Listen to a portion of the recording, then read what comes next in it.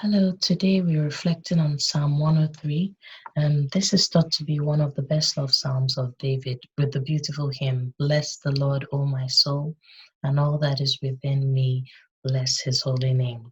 The rest of this psalm is filled with many more calls to worship the Lord for who he is and for what he has done throughout the history of redemption. David, like you and I, sometimes struggled in his times of worship.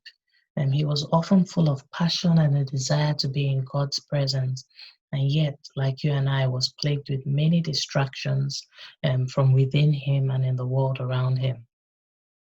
But David's worship was always heartfelt and sincere. He mastered the art of self encouragement or self talk. He must have understood the power of language in his worship, and we see him use his words in three specific ways in this psalm.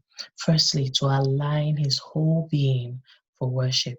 In the first couple of verses, David challenges his soul and all that is within him to bless the Lord. And he goes on to fill his mind and his heart, mentioning 30 benefits or reasons why he had to make this choice to worship, whether he felt like it or not.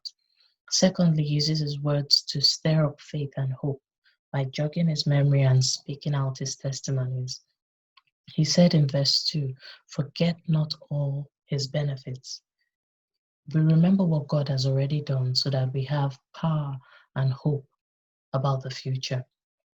So, out of the abundance of his heart, David does the third thing. He begins to make declarations about his freedom, his redemption, and the nature of his God. And we see this from verses 3 onwards. David declares of the Lord, he forgives all your sins, he heals all your diseases, he crowns you with loving kindness and tender mercies, he redeems your life from death.